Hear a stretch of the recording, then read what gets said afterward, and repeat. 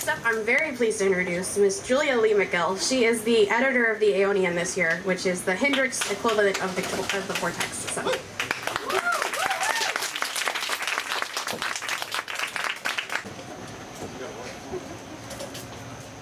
Hi guys. So I'm going to read a collection called The Wolf at the Door that is something I've recently been working on, and it contains, or it doesn't contain, it's divided into 3 parts. And a few weeks ago, or last weekend, I was sleeping with my friend Allie, and by sleeping I actually mean like I just slept in her bed, because you have to specify that now. And we were sleeping together, and I talk in my sleep, and I rolled over and I said, Allie, the only thing I write is incestual bullshit. And so maybe that's what this is. Part 1, hunting me. Donning yourself in hogskin and burlap, you have christened yourself a hunter. Falling to all fours, you search for game, for meat. Following my tracks, you lap up my scalding shit, and my falling feathers trail from your gums. You toss your head back in laughter and boast of other exotic hunts, licking blood from cracked lips. I have become your gauge, and you have reduced me to flesh. The pines roll dice and place bets on our affair. Oh, those wild eyes, you howl and your heartbeat escapes beating faster, faster. Hunting me has become your identity, and you stake your masculinity on my life. Lying on the banks of a river, there is a girl with a moon face and a nose ring. She cries for me, and while smoke escapes her lips, she tells me to surrender. She tells me that it is October, and soon our eternity ends. She tells me I will be caught at the end of eternity, and instead it would serve the fates better if I wait here for you. When you approach, I feign indifference. You bend down to kiss my neck, and I can smell the displeasure on your skin.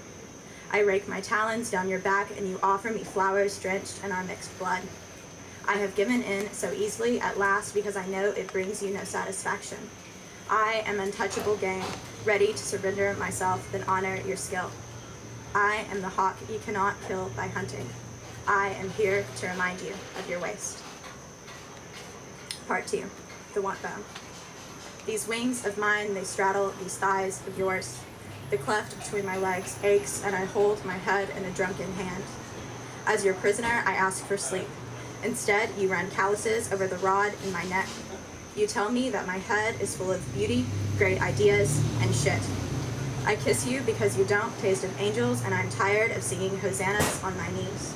I kiss you because I write letters to God and fuck the devil by night. I kiss you because the moon girl tricked me, and I need you now. Swallowing my insides, I dig menstrual blood from underneath my nails with my teeth. I babble of frogs, lice, disease, and boils while you search for a soul between my legs. You shed your skin, and climbing into my darkness, your head turns into a locust. There is hail and thunder, so I clutch to your unclean hair. You are a goddess, but only on your knees, you tell me, and you don't love me today, do you? I reply, and it is a statement, not a question. No, you say, I don't. You have manipulated me into an object of intimacy, so I leave you for the kitchen where I am creator. I make you the eggs from my body, cracking them into Teflon bowls. Gray vultures escape, unfold, and sip the thin membranes from their previous dwelling places. I bring them to you on alabaster platters alongside cigarette soup and scrape the mold off your bread. I dream of dancing with swarms of mosquitoes and long for a home where I can bathe once again in river water, but you trace the scar on my breast and pray for open legs. It invokes an emptiness within me that I cannot suppress. Love me, I say, with every beat of your cocaine heart. Part 3, tonics. The pleasure I get from watching you suffering is greater than a string of words I could hinge together. Your eyes are too narrow, your skin is sallow and too soft like a woman's. I feed on the fiction from your lips. It has been 4 days, and I grow cold from the hunger. You have grown tired of my barrenness, but you cannot stomach to let me go, and instead hide me in a kennel atop a mountain.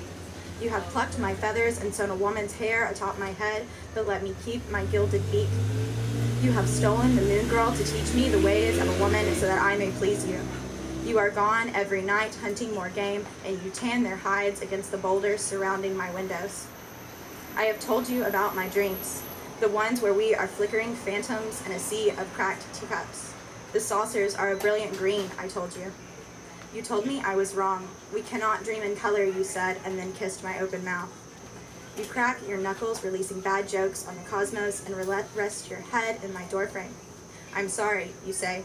I draw the line at 7 unreturned phone calls. It's okay, I say. I draw the line after 40 unreturned acts of oral sex. I shut the door in your face and imagine the probes you have for fingers and the myth you have for a dick. I listen with this walnut I have for a body. I am the child of the olive, I remind myself. I am the child of the unyielding woman with the intimate and paralyzing stare. She has taught me to turn those that love me into stones, to swallow them whole, to line my insides with them and feast. I watch the lock click back into place. I lean into the cracks, begging for your warmth on the other side. My blood runs cold, and I have forgotten how to warm the cockles of my own heart, and instead run to you as men run to God in war. Your hot air meets me in the crease. I need a drink, you breathe. I open the door and rise on my toes, letting the words tumble into your mouth. I exhale. Me too. And let you in.